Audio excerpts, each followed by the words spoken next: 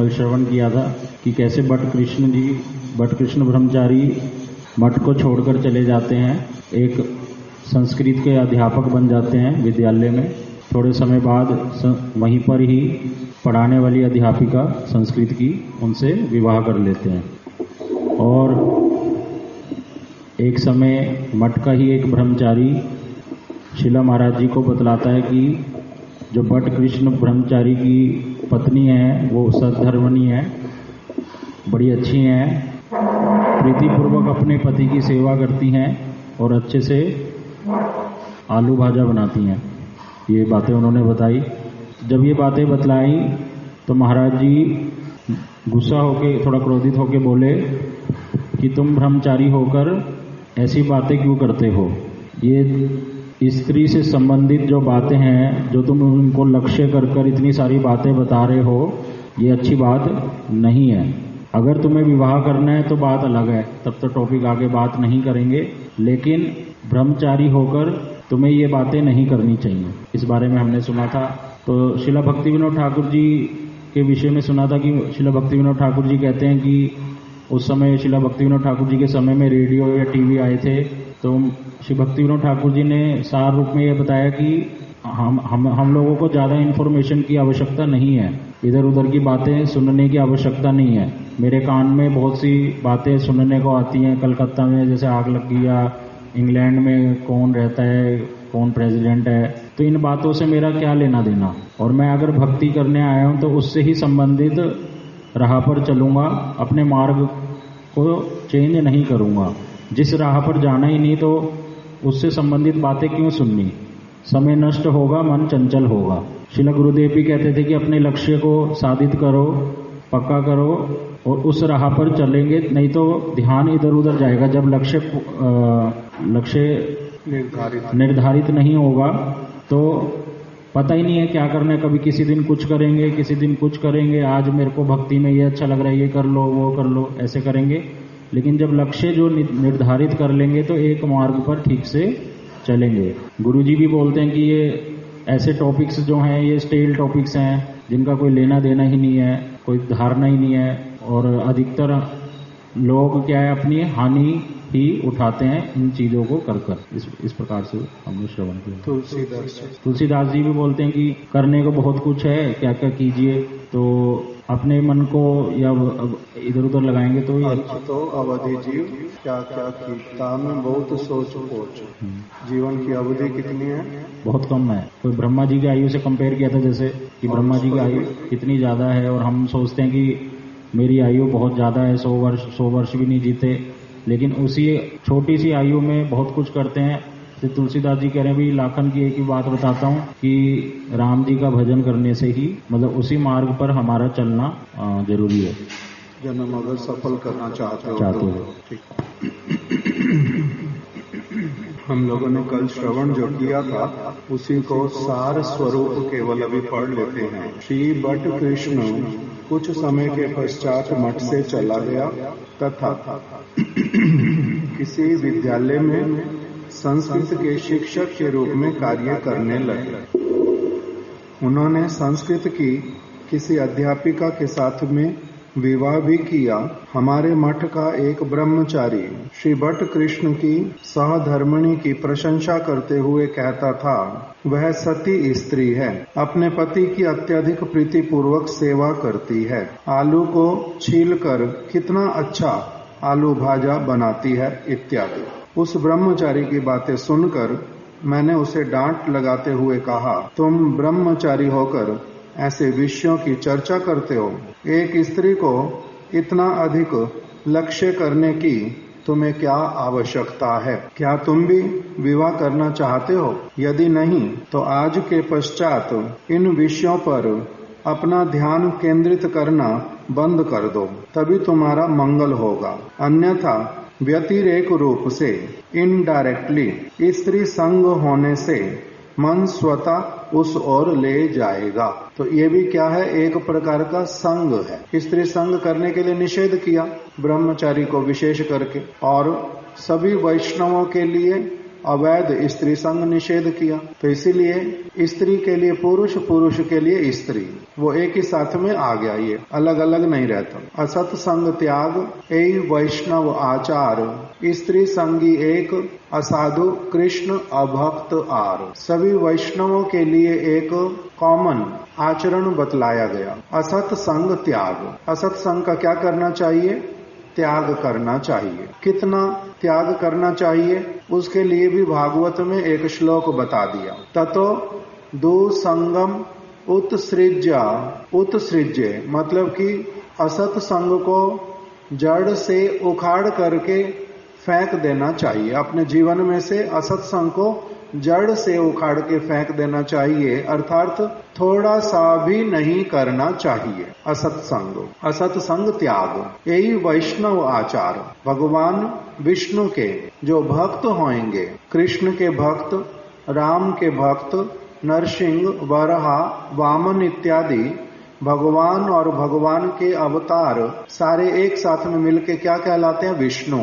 और इन सब के जो सेवक होते हैं वास्तविक रूप में शुद्ध सेवक, वो सारे कैसे होते हैं? उन सबको एक साथ बोलते हैं वैष्णव। और ये सभी लोग ही एक ही आचरण को पालन करते हैं, ये सब में कॉमन है। चाहे वो भगवान कृष्ण के भक्त हों, ब्रज के, द्वारिका के, मथुरा के, अथवा भगवान रामचंद्र के भक्त हों, अथवा नरसिंह भगवान के भक्त हों। अभी तो यही लोग ही अधिक दिखाई देते हैं, भगवान कृष्ण के और भगवान राम के ही अधिकांश भक्त दिखलाई देते। कोई कोई लक्ष्मी नारायण जी की भी आराधना करते हैं, नारायण के भक्त। इन सब में एक बात सबके लिए कॉमन है, वेद के अनुसार हो, रामायण के अनुसार हो, भागवत के अनुसार हो, सब में यही एक बात लिखी, क्या करना है? असत संग त्याग। सत वस्तु का संग करना है और असत का त्याग करना, असत संग त्याग। यही वैष्णव आचार, वैष्णवों का यही आचरण है। अगर वो ये वाला आचरण नहीं करते तब उनको वैष्णव वो बन गए हैं, ये कहना ठीक नहीं होगा, उचित नहीं होगा। असत संग त्याग यही वैष्णव आचार, ये वैष्णवों का आचरण है। असत संग किसको कहते हैं? उसको दूसरी पंक्ति में बताया, स्त्री संगी एक असाधु कृष्ण अभक्त आर। पहला बताया स्त्री संगी एक। स्त्री संगी मतलब स्त्री का संग करने वाला, पुरुष के लिए स्त्री, स्त्री के लिए पुरुष। स्त्री संगी एक, इसका अर्थ होता है एक केवल मात्र कामुकता को सब कुछ समझने वाला, देह को जो हार्ड मांस का बना हुआ, इसी के प्रति ही आकर्षण और इसी को ही अपने देह को संतुष्ट करने के उद्देश्य से क्रियाएं। तो इसलिए स्त्री संगी एक तो ये वाला वस्तु जो है असत संग कहलाता है, अर्थात इस सारी वस्तु को भली प्रकार से समझ करके समस्त वैष्णव लोग इस प्रकार की क्रियाओं से कैसे वो दूरी बना करके रखते हैं, और ये केवल मात्र देह का ही केवल मात्र संबंध युक्त वस्तु है, इसको भली प्रकार से जान करके इससे अपना दूरी बना करके रखते हैं। ये उनका आचरण है। स्त्री संगी एक असाधु कृष्ण अभक्त आर। और दूसरा असत्संग किसको कहते हैं? ऐसे वाले अभक्त जो भगवान को नहीं मानते, भगवान के अस्तित्व को स्वीकार नहीं करते, जो गीता भागवत इत्यादि की बात को जो व्यर्थ की बात समझते हैं, उसके अनुसार नहीं चलते जीवन में, उनको कहते हैं असाधु। असाधु कृष्ण अभक्त आर। ये कृष्ण के अभक्त हैं, भगवान राम के, कृष्ण के, नरसिंह इत्यादि के ये भक्त नहीं बने, जो उनकी सेवा करना चाहते नहीं, उनकी बात सुनना चाहते नहीं, ऐसे वाले जो लोग हैं उनको क्या कह दिया एक साथ में? अभक्त, असाधु। तो इसलिए ये दो वस्तुएं छोड़ने का नाम क्या है? वैष्णव का आचरण। वैष्णव ऐसा आचरण करता है। असत संग त्याग यही वैष्णव आचार, स्त्री संगी एक असाधु कृष्ण अभक्त आर। तो अभी आया कि असत्संग त्यागना है और क्या करना है? सत्संग करना है। असत्संग को त्यागने से भी केवल काम नहीं बनता, साथ साथ में क्या करना पड़ता है? सत्संग। जैसे खराब आहार नहीं करूंगा, किंतु साथ ही साथ में क्या करूंगा, अच्छे वाला आहार ग्रहण करूंगा, तो इसलिए सत्संग करना। अभी सत्संग जो है और असत्संग जो है कैसे होता है, साथ में रहने से ही ना सत्संग होता है ना असत्संग होता है। साथ में रहने से ही होता नहीं, बैठने से ही होता नहीं, उसके बीच में अगर मेरा मन ना लगे, मेरे को उसमें रुचि ना हो, तब नहीं होता, तब नहीं होता। जैसे हम लोग किसी सामान को खरीदने के लिए बाजार में गए, तो दुकानदार से भाव मोल किया, अपना सामान लेकर के हम आ गए। उस जो दुकानदार है उसके साथ में मेरा संग हुआ या नहीं हुआ, मैं 10 मिनट उनके पास रुका, बातचीत भी की, स्वास्थ्य का भी पूछ लिया, सामान अपना ले भी लिया, पैसे दे करके आ भी गया। मेरा उसके साथ में जो संग है वो हुआ या नहीं हुआ, क्योंकि मेरा उसके प्रति कोई भी भावना नहीं है, केवल एक लौकिक व्यवहार था, वो मैं करके आ गया। उसके बारे में सोचते रहना, उसको उसके मंगल के लिए कामना करना, उसको अगर कोई असुविधा हो उसके पास पैसे पहुंचाना, उसको अस्पताल लेकर के जाना, इससे तो मेरा कुछ भी लेना देना नहीं है, उससे मेरा कोई कंसर्न नहीं है। तो इससे संग हुआ या नहीं हुआ, इससे संग नहीं होता। साथ में बैठने से ही संग होता नहीं, असत्संग भी होता नहीं, सत्संग भी होता नहीं। भगवान के निकट में कंस कितनी देर बैठा था, शरीर के द्वारा थोड़ी देर के लिए और मन के द्वारा बहुत देर के लिए, किंतु उसने संग किया उनका, उनके गुणावली को लिया, उनको समझ पाया, कुछ भी हुआ, कुछ नहीं हुआ। तो इसीलिए सत्संग असत्संग इसको अच्छे से समझ करके एक व्यक्ति क्या करता है, असत्संग से पूरी तरह से दूर रहता है और जितना अधिक हो सकता है वो सत्संग में अपने आप को सुसज्जित करता है। तो इसलिए महाराज जी ने उनको बोला कि इनडायरेक्टली भी संग होता है। तुम भले ही उनके घर पे थोड़ा ना रह रहे हो, बट कृष्ण प्रभु के उनके घर पे नहीं रह रहे हो, किंतु उनकी पत्नी का उनका संग फिर भी तुम कर रहे हो, रह रहे हो मठ में, बात कर रहे हो मेरे से, कथा सुन रहे हो गुरु जी की, भक्तों के साथ में रह रहे हो, किंतु यहाँ पर शरीर से हो और मन कहाँ पर है, बट कृष्ण के घर पर। तो इसलिए तुम्हारा संग जो है कहाँ, इनडायरेक्टली, डायरेक्टली तो नहीं हो रहा, डायरेक्टली तो यहाँ पर हो, हमारे साथ हो, किंतु इनडायरेक्टली क्या कर रहे हो, उनकी चिंता कर रहे हो। वो सती स्त्री है, वो कितना प्रेम करती है अपने पति से, कैसे वो आलू छीलती है, कैसे वो आलू भाजा बनाती है, ये क्या हो रहा है, तुम्हारा इनडायरेक्टली संग हो रहा है। तो इसीलिए अब हम जैसे भक्ति विनोद ठाकुर जी वाली बात सुनी, हम लोग जहां कहीं की भी बात को लेकर के मन में रखते हैं, उसका चिंतन करते हैं, उसके ऊपर विचार करते हैं, अथवा वो मन में बात चलती रहती है, इसी से मेरा क्या हो रहा है, इनडायरेक्टली संग हो रहा है। मैं वहीं पहुंच गया, शरीर से नहीं पहुंचा, मन से पहुंच गया हूं, वहां की बात सोच रहा हूं, वहां की बात कर रहा हूं, तो इसको कहते हैं इनडायरेक्टली संग होना। अब भगवान के साथ में अगर ऐसे वाला मेरा हो जाए, मैं भगवान के धाम में अभी नहीं पहुंच सकता, वहां पर जाने की मेरी योग्यता नहीं है और वहां पर मेरे को एंट्री मिलेगी नहीं। क्यों? क्योंकि वहां की नियमावली है, किसको एंट्री देनी, किसको नहीं देनी, हमें पता ही नहीं है कि उनके पास पहुंचना कैसे, जाना कैसे, पता ही नहीं है। किंतु उनकी अगर कोई व्यक्ति हमारे को बातें बतलाता है, जैसे कोई हमारे को इंग्लैंड की बात बता रहा है टीवी में, कोई रेडियो में बता रहा है, कोई फोन में बता रहा है, आता तो वहां की बातें बताने से मेरे मन में क्या होता है, वही बातें चलती हैं। इसी प्रकार से अगर भगवान की कोई मेरे को वार्तालाप बताए, भगवान के धाम की बातें मेरे को करे, तो इससे क्या होएगा, मेरा वहां पर डायरेक्टली संग तो अभी मेरा हो नहीं रहा, किंतु इनडायरेक्टली मेरा संग होगा। तो इसलिए वहां की बातें क्यों सुनूंगा और यहाँ वाली बातें क्यों नहीं सुनूंगा? यहाँ वाली बातें नहीं सुनूंगा क्योंकि वो असत्संग है, और वहां वाली बातें सुनूंगा क्योंकि वो सत्संग है। वो भले ही अभी डायरेक्टली नहीं भी हो रहा, इनडायरेक्टली होते होते होते होते मेरे हृदय में क्या आ जाएगी, एक बहुत अच्छी लालसा उत्पन्न होएगी वहां पहुंचने के लिए, वहां जाने के लिए, और मैं वहां पहुंच जाऊंगा। तो इसीलिए महाराज जी बोल रहे हैं उनको कि आपका इनडायरेक्टली संग हो रहा है वहां पर। इसीलिए सावधान, तुम उस प्रकार की चर्चा नहीं करना। अगर तुम्हारे को विवाह नहीं करना, अगर तुम्हारे को उसी राह पे नहीं चलना, तब फिर तुम इनडायरेक्टली भी उनका संग नहीं करना, उनके विषय में वार्ता नहीं करना, उन सारी चीजों को देखना नहीं।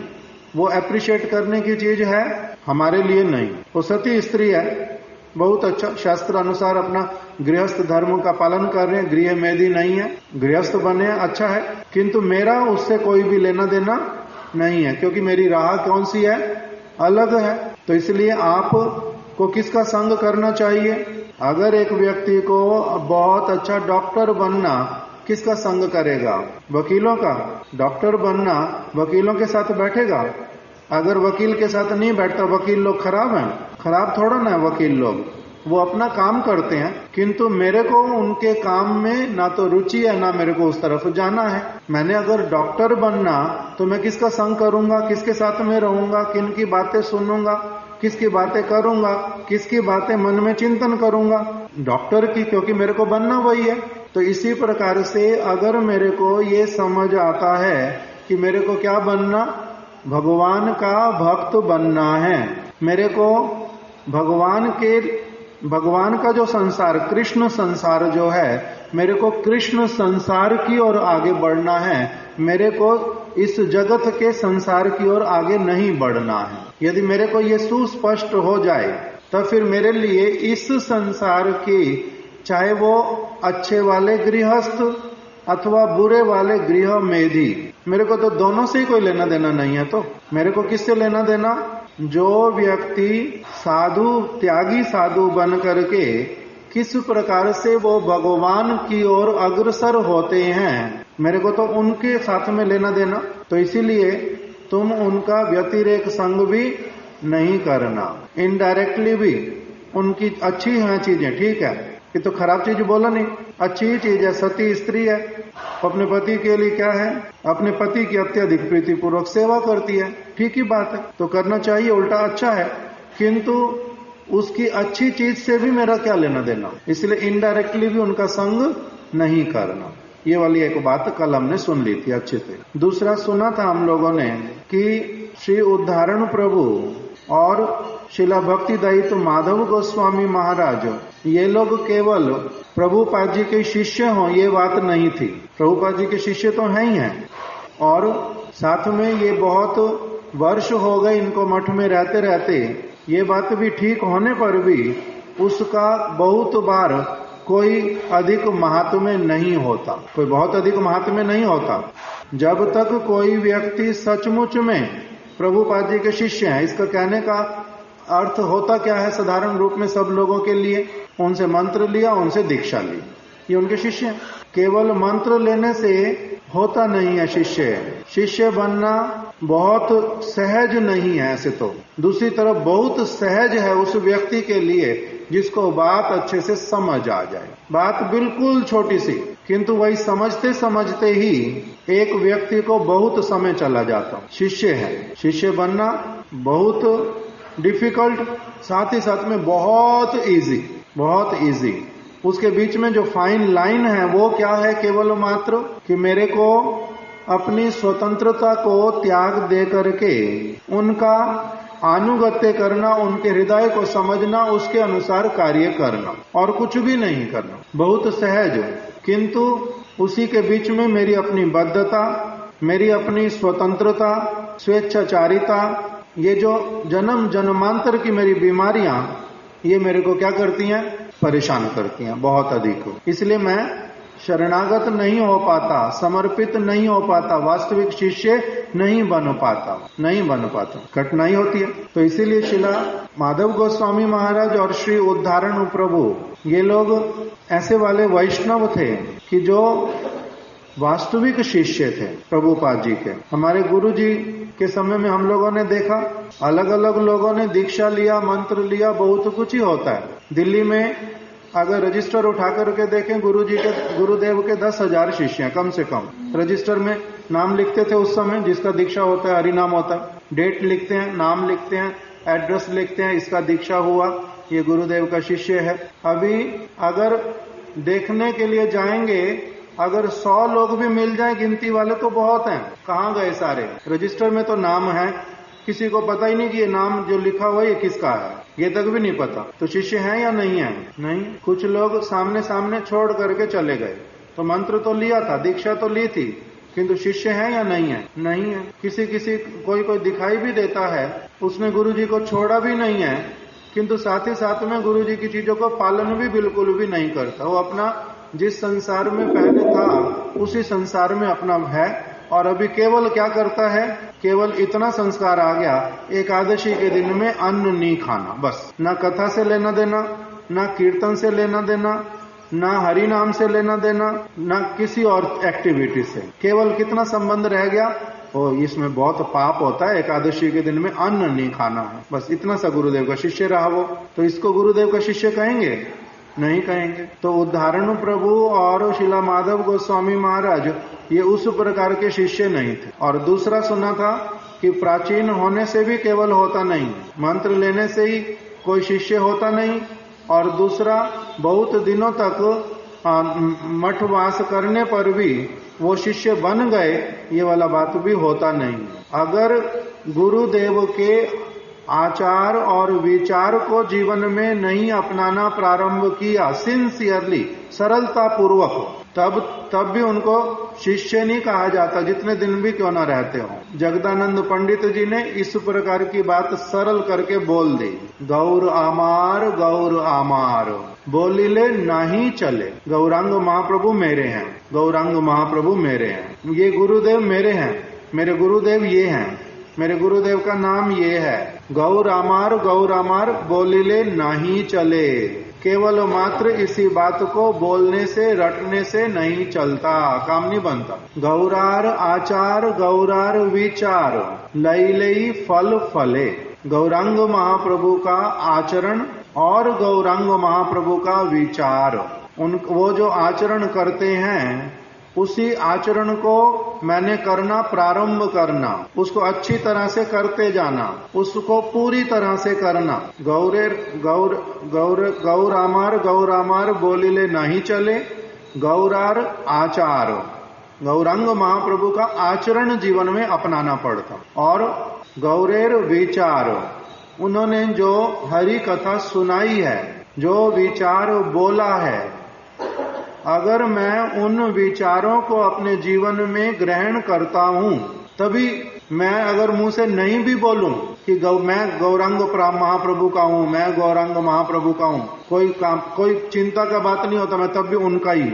मुंह से बोलने की बात थोड़ा ना होती है। मुंह से बोलने की क्या बात होती है, जब मैं आपका पुत्र हूं, मैं आपका भक्त हूं, मैं आपका एक निष्ठ सेवक हूं, वहां पर कुछ भी नहीं बोलना पड़ता, वो सारा कुछ उनको अपने आप से पता होता है। तो इसलिए गुरु का शिष्य मैं हूं ये बोलना नहीं पड़ता, आचरण बोलता है व्यक्ति का, ये किसका शिष्य है। उसका आचार और विचार, दूसरी चीज विचार, उसका विचार बोलता है कि ये किसका शिष्य है। उसका आचरण और उसका विचार वो बोलता है कि ये व्यक्ति किसका शिष्य है अथवा किसका नहीं है। उसका आचार और विचार बोलेगा इस बात को, उसके बोलने से होता नहीं। जैसे हमारे गुरुदेव को मथुरा में एक व्यक्ति ने मंत्र लिया है, दीक्षा ली है, सेवा करता है, मठ में आता जाता है, गृहस्थ व्यक्ति है। वो एक दिन गुरुदेव को बोल रहे हैं कि गुरुदेव मैं तो आपका ही शिष्य हूँ, गुरुदेव मैं तो आपका ही शिष्य हूँ, आप अगर मेरे को विदेश में अमुक व्यक्ति के साथ में मेरे नौकरी नहीं लगवा दोगे उनके पास में, तो ऐसे कैसे चलेगा। मैं आपका ही तो शिष्य हूँ, मेरी समस्या आपकी समस्या है, तो ये वाला मेरा काम अगर नहीं करवा दोगे तो कैसे चलेगा। तब गुरुदेव ने बोला तुम मेरे शिष्य नहीं हो, तुम मेरे शिष्य नहीं हो। वो बोलता है गुरुदेव नहीं, शिष्य तो मैं आपका ही हूँ, आप ये क्या बोल रहे हो, मैं आपका शिष्य नहीं हूँ। तो गुरुदेव कह रहे नहीं नहीं तुम मेरे शिष्य नहीं हो। और वो बार बार क्या बोलता है, नहीं नहीं मैं आपका ही शिष्य हूँ। और गुरुदेव कह रहे हैं तुम हमारे अनुसार चलते नहीं हो, तुम हमारी बात सुनते नहीं हो, तुम हमारे विचारों को जानते ही नहीं हो, तो तुम हमारे शिष्य नहीं हो। और वो बार बार कहते हैं कि नहीं गुरुदेव मैं आपका ही शिष्य हूँ। तो गुरुदेव ने मेरे को और माधव महाराज जी को बोला कि देखो इनको थोड़ा बाहर ले जाओ, इनको थोड़ा बाहर ले जाओ। जब ये शांतिपूर्वक सोचेंगे तब इनको पता चलेगा मैं क्या कह रहा हूं। शांतिपूर्वक सोचेगा ही नहीं तो इसने क्या करना, बार बार सिर्फ यही बोलना, नहीं मैं आपका ही शिष्य हूं। जो गुरुदेव बोलना चाहते, समझाना चाहते, अगर उसको आप समझने का इच्छा ही नहीं कर रहे हो तो गुरुदेव ने क्या बोल दिया, 5 मिनट इस तरह की 10 मिनट बात होने से हमारे को बोला जी इनको अभी आप लोग बाहर लेकर के चले जाओ, आप लोग ही इनसे बात कर लो। ये शांतिपूर्वक बैठेंगे तब हमारी बात समझ लेंगे। तब मैं नहीं बोला, मैंने कहा आ जाओ प्रभु जी, मैं ही आपसे बात करता हूँ, गुरुदेव क्या बोल रहे हैं मैं आपको बताता हूँ। बाहर ले गया, मैं भी फिर उनको बाहर छोड़ के अपना अंदर गुरुदेव के कमरे में फिर चला गया, बस। और बात ही नहीं करनी। क्यों? क्योंकि वो तो समझना चाहते नहीं। तो इसीलिए गौर आमार गुरुदेव आमार बोलिले नहीं चले, इसके द्वारा उद्धार नहीं होता, इसके द्वारा उद्धार नहीं होता। उनका आचरण और उनका विचार लेना पड़ता, तब मेरा क्या होता है, उनका शिष्य बनना भी होता है, और शिष्य बनने का जो फल होता है वो अपनी आप प्राप्त हो जाता है, अपनी आप प्राप्त होता है, अलग से कुछ नहीं करना पड़ता। इसीलिए श्रील भक्ति वेदांत वामन गोस्वामी महाराज जी बोलते थे कि गौरामार बोलिले नहीं चले, गौरार आचार गौरार विचार लोइले फल धरे। वो ग्रहण करने से ही फल अपने आप मिलेगा। हाँ, वो कहते थे कि गुरु शिक्षा तो सबको देते हैं और एक समान ही देते हैं, बड़े कृपा करके ही देते हैं, किंतु तब भी शिष्य का भी बहुत बड़ा रोल है उस वस्तु को ग्रहण करके पालन करने। तो कहते थे अच्छे डॉक्टर के पास में पहुंचने से ही मत सोचो जो तुम्हारी बीमारी ठीक हो जाएगी। अब बहुत सबसे अच्छे डॉक्टर के पास पहुंच गए तो बीमारी ठीक हो जाएगी। जो वो औषधि देगा और जो वो पथ्य बतलाएगा कि ये खाना ये नहीं खाना, उसकी बातें मानने से तुम्हारा रोग ठीक होगा। सबसे अच्छे डॉक्टर के पास पहुंच गया हूं, सबसे अच्छे डॉक्टर के पास पहुंच गया हूं, इस प्रकार का गर्व, इस प्रकार का अभिमान करने से तुम्हारा संसार से उद्धार नहीं होगा, संसार से उद्धार नहीं होता। सबसे अच्छे गुरु के पास पहुंच गया हूं। माधवेंद्रपुरी पाद जी के पास कौन पहुंच गए थे? रामचंद्रपुरी, ईश्वरपुरी पाद भी पहुंचे। उद्धार प्रेम मिला, कृष्ण प्रेम एकदम से साक्षात रूप में प्रकटित हो गया ईश्वरपुरी पाद जी में। और रामचंद्रपुरी जो है वो बना जगत निंदुक, और सब लोग उसको देखने से घृणा करते हैं। इसको इससे मिलना ना पड़े, इससे बात ना करनी पड़े, ये मेरे रास्ते में ना पड़ जाए, इस प्रकार की प्रार्थना करते हैं भगवान को। ये जो रामचंद्रपुरी, ये कभी हमारे को ना मिले, सामने ना पड़े, इससे कभी कोई बात ना करनी पड़े, इस प्रकार का हो गया। तो दोनों ही तो किसके शिष्य हैं? माधवेंद्रपुरी पाद। माधवेंद्रपुरी पाद भगवान के परम भक्त, बहुत श्रेष्ठ साधु, बहुत बड़े गुरु, बहुत बड़े गुरु। उनका ही शिष्य होने पर भी रामचंद्रपुरी वो क्या बन गया? निंदुक। तो उनका शिष्य कहलाएगा?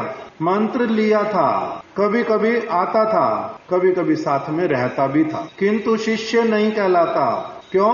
क्योंकि उनका आचरण, उनका विचार नहीं लिया, उनके हृदय को समझ करके अपने जीवन में उनके हृदय की बातों को पालन नहीं किया, तो इसे शिष्य नहीं कहलाता। तो इसलिए जो उद्धारण प्रभु और जो शिला माधव गोस्वामी महाराज, ये लोग जो हैं, ये वास्तविक शिष्य थे, वास्तविक रूप में सीनियर थे।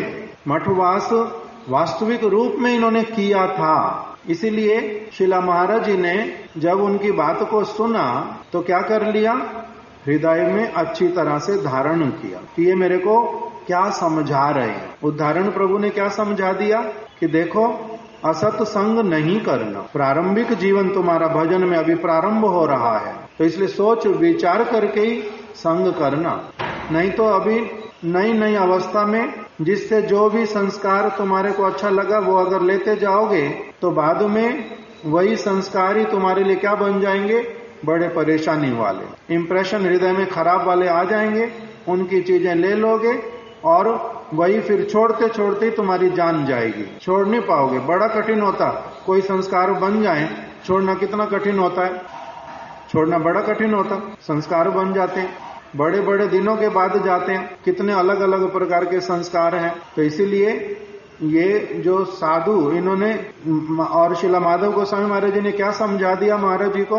These books should be kept under lock and की। सुंदर प्रभु नहीं है यहाँ पर, वो बोलते हैं इस बात को। हमारे साथ महाराज जी के साथ रहते थे हम लोग। एक बार हम लोग जगन्नाथपुरी में थे महाराज जी के साथ में। महाराज जी श्रीमद् भागवत जहाँ पर जाना, वहां पर जाकर के जैसे महाराज जी चंडीगढ़ गए तो वहां पर पूछते थे जी आप लोग हर रोज कौन सी श्लोक पर हो, कौन से अध्याय पर हो भागवत के। वहीं से ही महाराज जी शुरू करेंगे, नई चीज कभी नहीं शुरू करेंगे किसी भी मठ में जाकर के। वहां जो प्रसंग चल रहा है, कथा जो चल रही है, वही वाली कथा ही आगे सुनाएंगे। तो अभी जगन्नाथपुरी में एक बार पहुंचे, वहां पर कथा चल रही थी श्रीमद् भागवतम दशम स्कंद और 28वां अध्याय।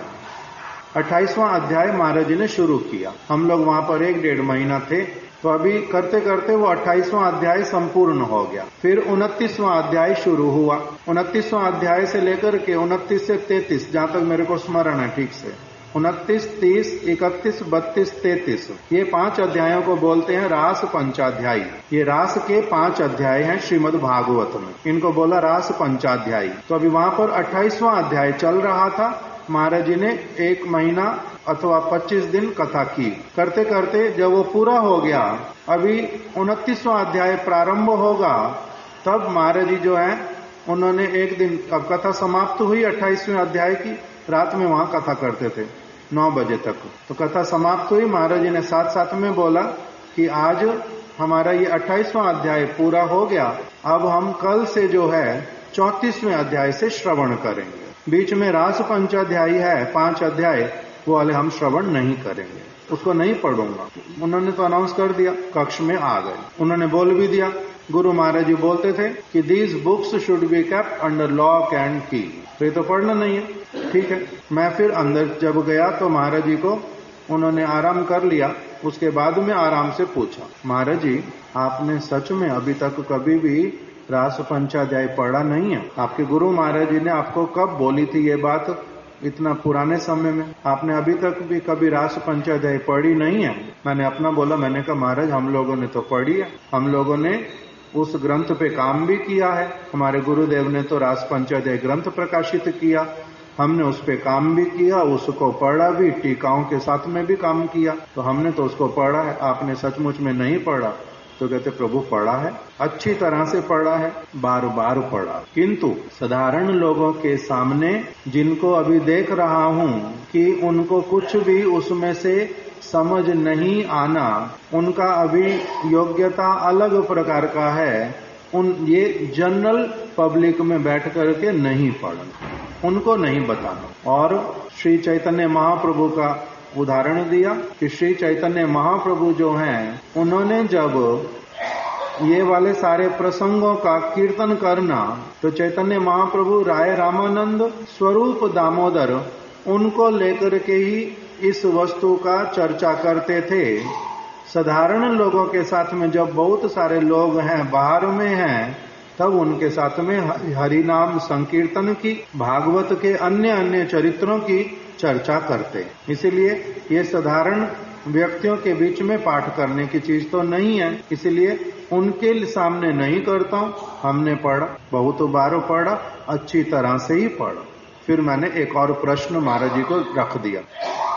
मैंने कहा किंतु आपके तो गुरु महाराज जी ने मना किया था, उन्होंने कहा था these books should be kept under lock and की, उन्होंने तो मना किया था। तब आपने फिर उसको कब पढ़ा और क्यों पढ़ा? और अगर उसको आपने पढ़ा, इसके द्वारा क्या गुरु जी की बात को अवज्ञा करना होता है या नहीं होता?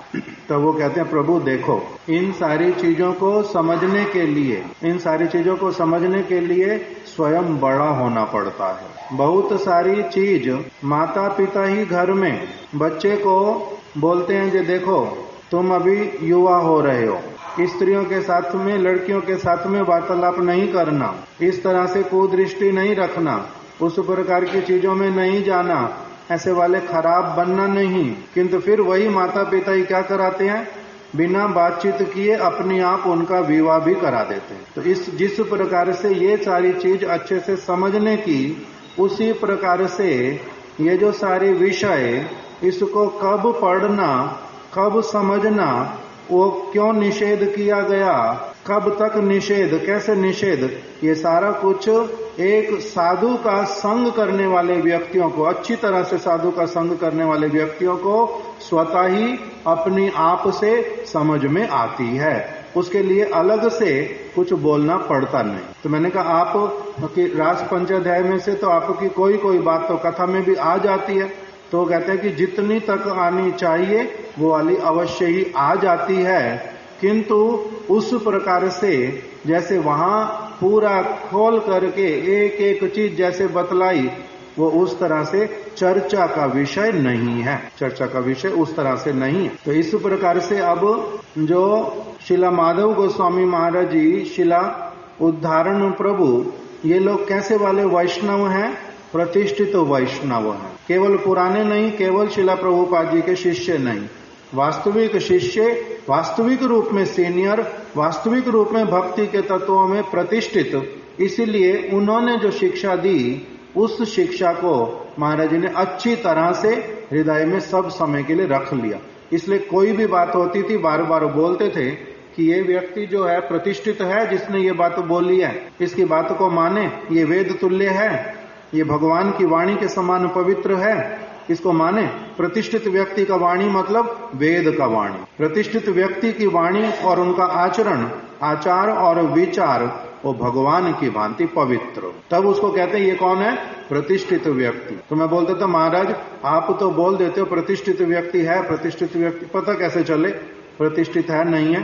बार बार ये शब्द आता है, ये प्रतिष्ठित वैष्णव है, ये प्रतिष्ठित वैष्णव है। तो प्रतिष्ठित है नहीं है ये पता कैसे चले? तो कहते हैं 8वीं का शिष्य, 8वीं कक्षा का छात्र बनोगे, 10वीं कक्षा के छात्र बनोगे, तभी बता पाओगे कि पीएचडी वाला अध्यापक जो है वो ठीक से पढ़ाई उसने की थी नहीं की थी, स्वयं ही अच्छे से वो पढ़ा लिखा नहीं था, तुम्हारे को सारा पता चल जाएगा। समझ आई बात हो? कि आप अगर पहली कक्षा का बच्चा देखने जाएगा, पीएचडी पढ़ाने वाला व्यक्ति जो है बोलता था पीएचडी की पढ़ाई की हुई है, किंतु पढ़ा रहा है वो अच्छा उसने पढ़ाई किया था नहीं किया था, और चीटिंग करके पास हुआ था, ब्राइब देके पास हुआ था, या सचमुच में उसने पीएचडी की हुई है, ये तुम्हारे को पता कैसे चलेगा? जब तुम स्वयं 10वीं के 12वीं के छात्र बन जाओगे, जब उस चीजों को जज करने का तुम्हारा योग्यता आएगा, तब पता चलेगा, अन्यथा नहीं पता चलता। अपनी सिंसियरिटी, अपना एक अपलिफ्टमेंट जितने लेवल तक होता है, उस वस्तु को व्यक्ति तब उतना समझ पाता है, अन्यथा नहीं समझ पाता। तो इस प्रकार की सारी बातें ये उद्धारण प्रभु और श्रीला माधव गोस्वामी महाराज, ये लोग प्रतिष्ठित वैष्णव, इसलिए उनकी बात में क्या है? बहुत अधिक बल है, उनका गुरुत्वपूर्ण बात है, उसको हृदय में कोई भी धारण करे उससे मंगल होता है। आज यहीं तक रख देते, कल आगे श्रवण करें। वांछा कल्पतरुभ्यश्च कृपा सिंधुभ्य एव च पतितनां पावनेभ्यो वैष्णवेभ्यो नमो नमः।